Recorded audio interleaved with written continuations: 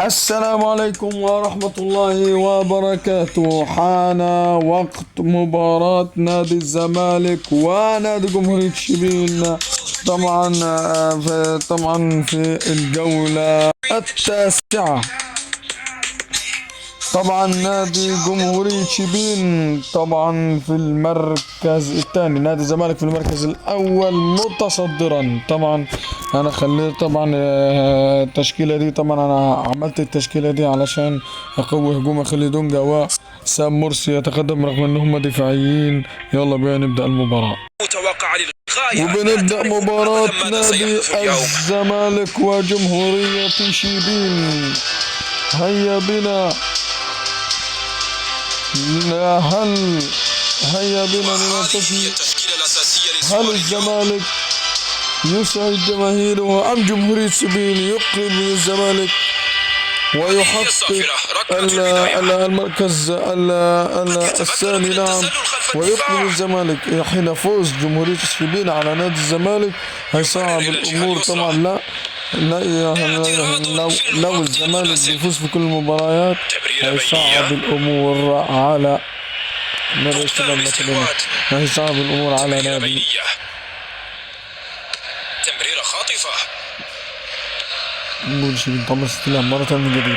يفشل في الاحتفاظ بالكرة. الدفاع مرة ثانية، الكرة خطيرة. ايه يا ولد، لا نقلة من جانب النجم الجزائري، لكن هنا طبعا تمرير غير منضبطة، تطرد مرة من جديد سامة، لكن هنا الدفاع، هنا الكرة خطيرة، هنا الكرة وبينيات. طبعا نادي جمهورية شبين خطر.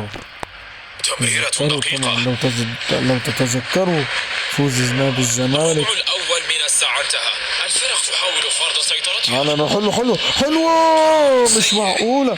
بينية حلوة، بينية حلوة عطاها. يا سلام عطاها المصطفى محمد. يا دار مصطفى محمد، بينية حلوة دار مصطفى محمد، لكن مصطفى محمد ما قدرش يستلم مرة ثانية من جديد. تمرير. يا سلام، هنا ريان الدفاع لكن أحمد ياسر ريان لعيب. أحمد ياسر ريان لعيب استلام من جديد. يدفعها للأمام. ياسر ريان لعيب استلام. طبعا مصطفى عند مصطفى محمد مرة نجم الجزائر، لكن أنا كرة خطيرة. هنا التصويبة لكن الجول. نادي جمهورية طبعا الدفاع ونادي الزمالك بالهجوم. جمهورية شبين بالدفاع ونادي الزمالك بالهجوم، لكن هنا الدفاع استلام لكن الدفاع لمصلحة نادي جمهورية شبين. قلت لك أن الدفاع هجوم. استلام مرة من جديد عند فتوح طبعا فتوح ضمن تمريرات تمريراته كانت سيئة. تمرير خطير من سام مرسي يحطها عند أحمد ياسر ريان العرضية من ريان والجزائري، لكن حمد حلوة. السلام عليكم. هنا كرة ترد الهجمة مرتدة لمصلحة فريق نادي الزمالك. تمريرة إلى كرة هجمة، إلى تحضير، لكن هنا يا ولد يا لعيب يفشل في الاحتفاظ بالكرة. ريان من النجوم الهائلة. قرار سيء. ولما يمرر إلى الجهة اليسرى. تقدمت على نادي الزمالك استلام من فتوح النهارده بساط لم تكن سهلة، لكن فتوح يفشل في الاحتفاظ بالكرة.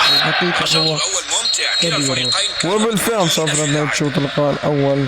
طبعا تقدم نادي الزمالك في الهجمات والفرص الكبيرة.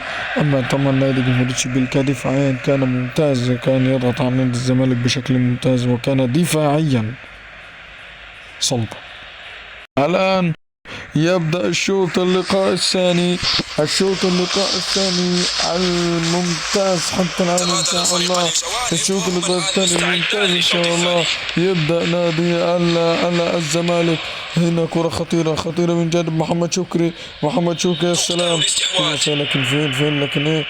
طبعا هنا حتى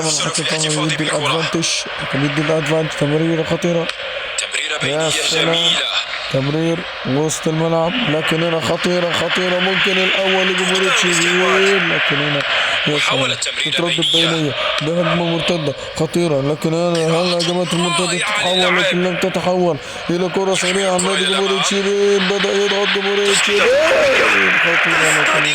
خطيرة، لكن هنا كرة خطيرة، وأول تهديد لمصلحة اللعب القصير إلى الخلف.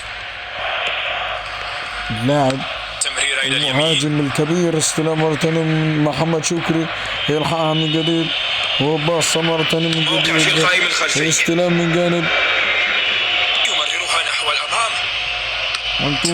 هنا كرة خطيرة عند النجم الجزائري، لكن الدفاع إلى كرة خطيرة إلى كرة خطيرة لمصلحة المرشدين، إلى كرة من محمد شكري حطها عند الجزائر الكبير، لكن يصل عند الاستلام من جديد، تمريرة الزمالك بحضر استلام مرة ثانية من جديد عند ريان، إلى تصويبه مش معقولة حين تعادل الفريقين سيصلون إلى يمررها نحو الأمام. سيصل الزمالك كما هو وجمهورية شبين.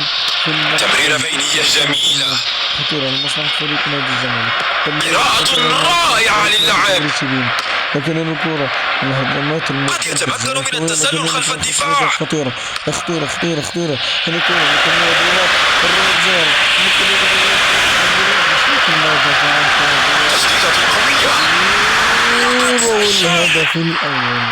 والهدف الأول لنادي جمهورية شبين، التبديلات تستعد.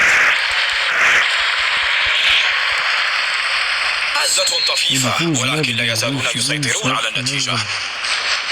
الحقيقة تمريرة بينية يفشل في الاحتفاظ بالكرة. شوف التقلب لازم استلام، لكن عند الجزائر، هل يعيد الزمالك نقطة البداية؟ الزمالك تمريرة ضد الخطورة، السلام محمد شكري، لكن الدفاع الآن 1-0 لجمهورية شبين. قد يتمكن من التسلل خلف الدفاع، يفشل في الاحتفاظ بالكرة. هل يوم الزمالك لكن هل يوم النهارده يوم الزمالك؟ هذا هو السؤال، ممكن، لكن الدفاع إلى كرة مرة ثانية، وبالفعل صافرة النهاية، جمهورية شبين تتقدم على نادي الزمالك. يا سادة، طبعا نادي الزمالك اليوم أبدع، بس هالدرك انتوا عملتوا كل حاجة وأديتوا كل حاجة. الزمالك هو أدى كل شيء. طبعا نعم، أحزن على الخسارة، لكن لم أحزن على خسارة الدوري. الآن يخسر نادي الزمالك. طبعا هل هنلعب مباراة تانية في الفيديو القادم إن شاء الله؟ طبعا انتظرونا في الفيديو القادم، والسلام عليكم ورحمة الله وبركاته. كان معكم سيف أسامة من قناة مسلسلات الألعاب، إلى اللقاء.